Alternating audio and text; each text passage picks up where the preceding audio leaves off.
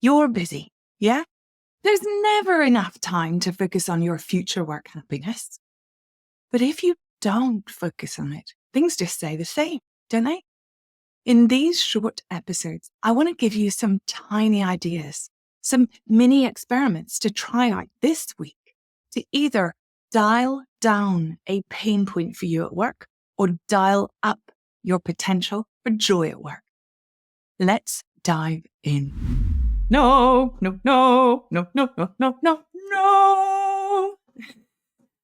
We're going to experiment this week with desensitizing you from rejection. This is the Joy at Work experiment. Oh my God, this is going to be fun. So this is kind of hard to believe, but the average toddler, according to some research, hears the word no up to 400 times a day. Yet, it's a word that strikes fear in the heart of many a grown-up professional in their 40s, 50s, or 60s.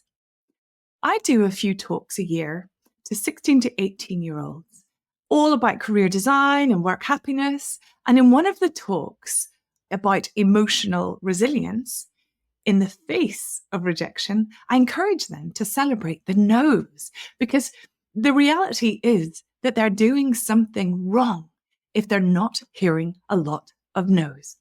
And it's the same when we're designing our work and making big or small changes at a midpoint in our career.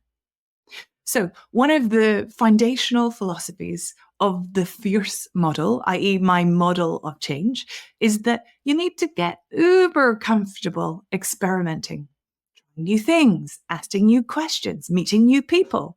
Because if you always do what you've always done, you'll always get what you always got.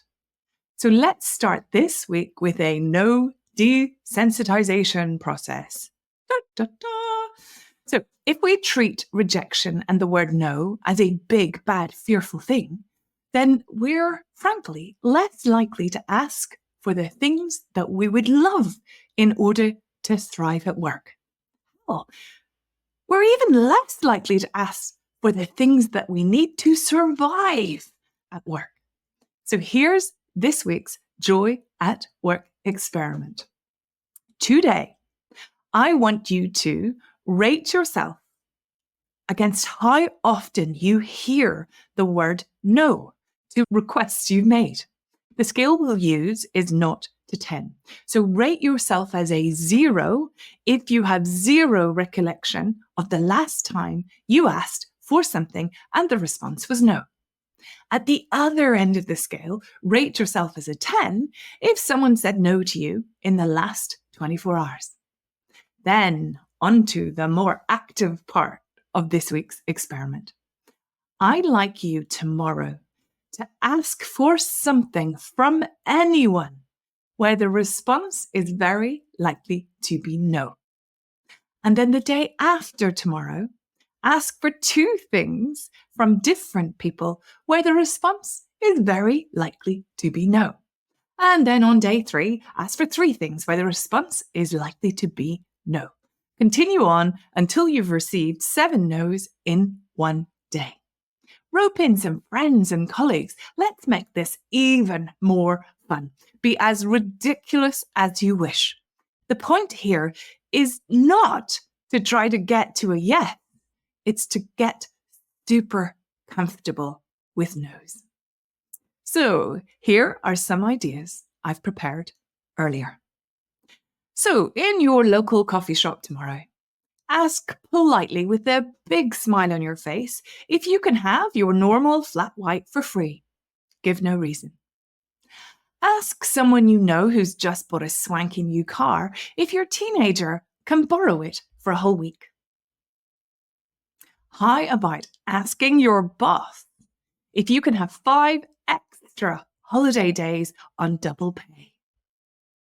Ask your colleague if you can borrow their favorite precious pen and make sure you remind them that you love chewing pens nervously. Ask the office if anyone would like to buy you lunch for the next week from the most expensive restaurant in town. Ask your partner if they'd like to meet you at the office after work to try out that new move you were talking about the other night in the boardroom. Ask if anyone would like you to share the agenda for your next meeting as a song. Ask the team who would like to do the most awful job on your to-do list this afternoon. Ask if anyone would like to hoover your keyboard. Ask your child if they wouldn't mind scrubbing the kitchen floor every night this week for free. How about while you're on a dog walk, ask a neighbour if they'd like to pick up your dog's poo. Do not give a reason. Ask a colleague to pop out to buy your partner a birthday present with their money. Ask the team if everyone would love to come in a couple of hours early tomorrow morning just to prove that they are experiencing joy at work. If hearing the word no fills you with fear or freezes you into doing what you've always done, you've got no choice but to keep everything the same. One of the upsides of doing this experiment is that you become really comfortable with the word no.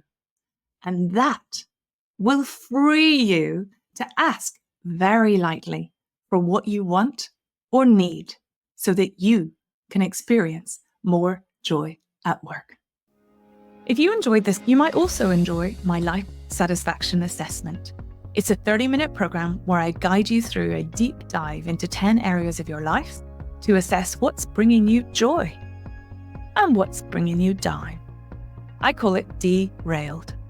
It's a fabulous place to begin a Joy at Work redesign.